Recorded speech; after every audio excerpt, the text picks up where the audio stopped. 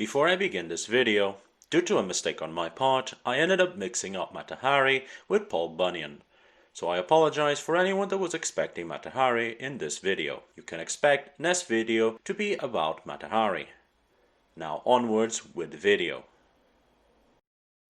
Welcome everyone, this is Holy Grail and I bring you another video about how your favorite servants would fare in an actual Holy Grail War and what strategies you can use to maximize your chances at winning. If you missed my previous video where I discuss how good Asterios would be in a Holy Grail War, you can check that video right here. For these videos, only servants that appear as playable in FGO-NA will be included. This means that any servant that has yet to appear in the NA server or servants that have appeared but are not playable yet will not be included. And since we'll be talking about chances, we'll be going from the lowest rarities to the highest and in alphabetical order. Without further delay, let's move on to the next servant.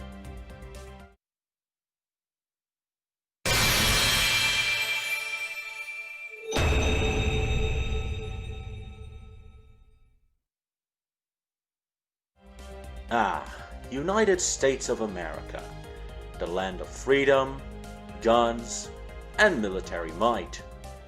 And there's one person that we have to thank for this incredible land. That's right, in this video we'll be talking about the tree-cutting, expansion-loving giant Paul Bunyan, who was also gender-bended for no reason other than comedic purposes. Paul Bunyan is a welfare servant given to you if you completed the All the Statesman's event. Given her low rarity, she's a good support servant that provides team buffs, heals, and debuffs while also having a pretty decent AoE Noble Phantom, making her a pretty good option for free-to-play players. But would she be as good in a real Holy Grail War? The answer may surprise you. I'll first start by stating that for the purposes of this video, I'll be ignoring most of what happens in Lunwood Manga FGO. Paul Bunyan there behaves as an entirely different servant from the one that Fate Grand Order introduced. Not to mention, many of the things that happen in Lunwood Manga FGO are for comedic purposes and not to be taken seriously. But I'm not going to ignore everything. So with that out of the way, let's talk about her skills and stats. As for a berserker, her skills are rather interesting. Since she's a berserker, she has the Mad Enhancement skill, which despite its low rank, still increases all her parameters while only maddening her origins. Meaning that Bonia will have difficulty distinguishing aspects of her legends and myths, while at the same time exaggerating her behavior in accordance to those same myths. As for her personal skills, she has a total of 4 skills. Her first one is Happy Comrades. There's not much detail regarding this skill, however, it seems to be a skill that acts similar to Charisma. Just by being around Bonia, her allies will feel stronger. Her next skill is Bean Soup Lake, which allows Bonia to essentially increase the amount of food around her by tens of thousands. A useful skill for daily life, but non-existent in a fight.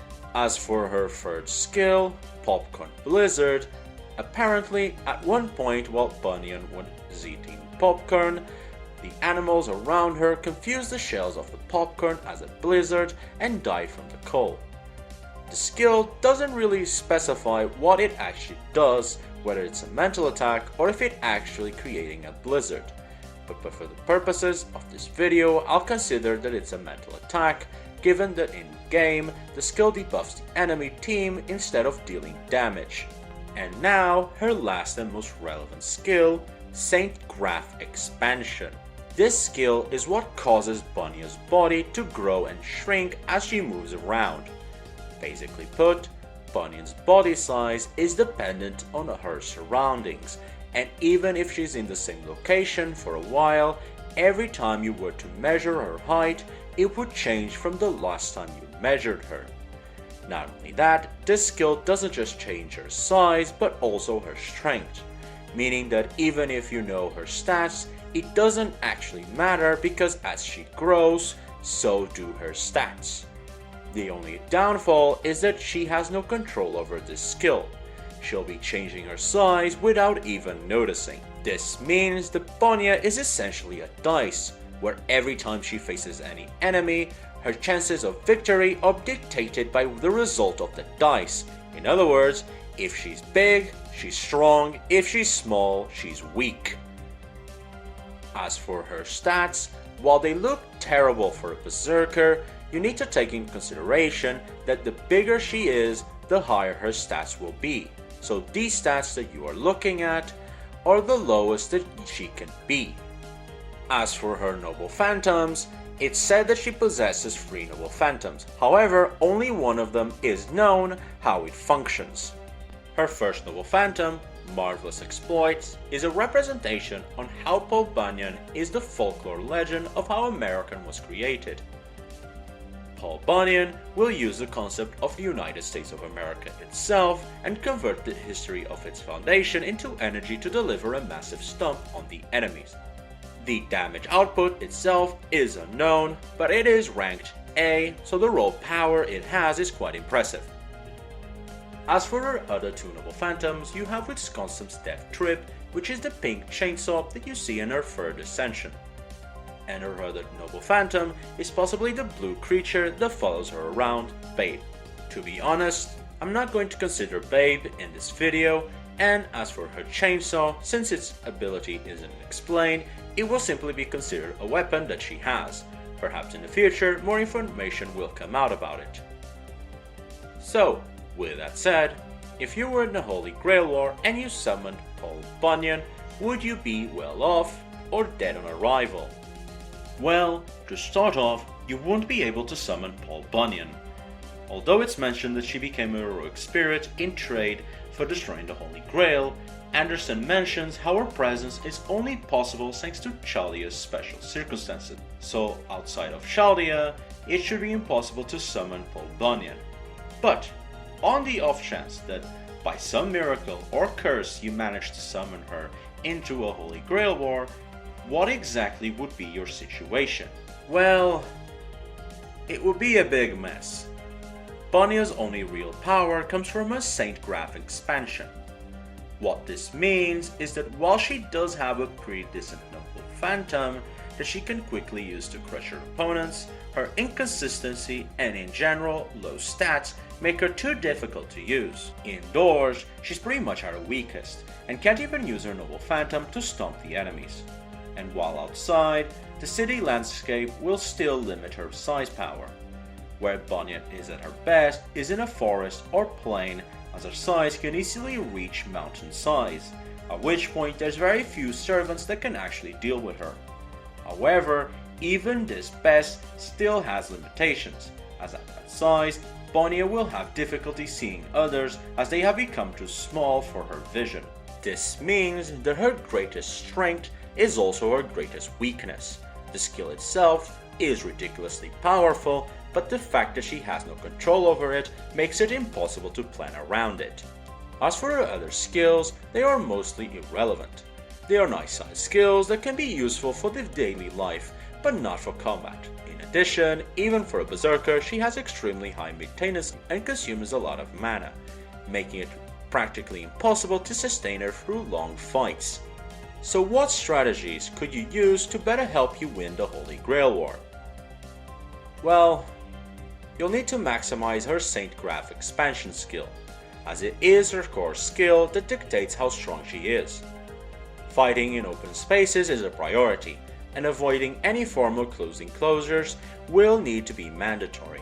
This means that staying home should only be for sleeping and nothing else, since if the servant shows up, Bunyan won't be able to protect you unless she's close to you, which means that she'll be inside the house at her weakest form, and without being able to use her noble phantom. For this reason, your greatest threat will most likely be Assassin. Another plan is to target bases and masters, and not the servants. The moment you fight for the first time, you can bet that everyone will know about your servant's ability to grow to a ridiculous size, which means that you can expect gang-ups. So rather than wait for them to come for you inside your house, you need to bring the fight to them, find their bases, and try to find a spot where Bunyan can grow to a good size, and then have her destroy the enemy's bases with her size and power. Without a workshop, the enemy masters will be out of options, and with luck you might even kill one or two who weren't expecting it. That said, scouting to know where those bases are will be entirely on you, as Bunyan doesn't really bring anything to the table. Not only that, forget about even doing anything productive as Bunyan's master. Her mana consumption is extremely high, and you'll likely feel exhausted for the majority of the war. Bunyan's personality is mostly that of an insecure kid. While she's bright, she does restrain her impulses and is always looking for self-validation. This means that you'll need to take the lead, as by herself she'll always be unsure of what to do. So, what's the verdict? It's a complete mess. While she can definitely be one of the strongest servants in a Holy Grail War, it's way too inconsistent while also having a high maintenance to boot. In general, if you summon Bunyan, you shouldn't expect victory. While she can stomp most servants at her best, literally, getting to her best is the issue. You also need to be careful with servants with AoE Noble Phantoms, as they will work really well on Bunyan when she's at her best size. Also, servants with Reality Marbles that can pull her opponents to enclosed environments will completely wreck her, even when she's at her best, as she'll immediately shrink to match the new surroundings. So Paul Bunyan, I'll give her a D. FBI, open up!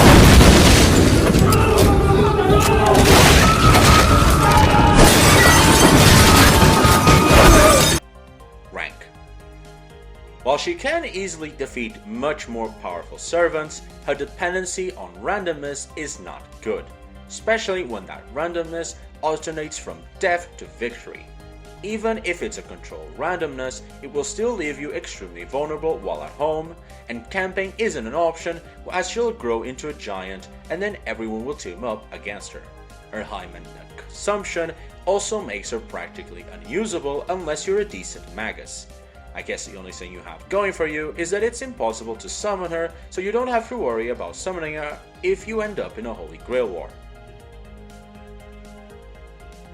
And that concludes for this video. Next one should be up in a few days, and I'll be talking about a World War I spy.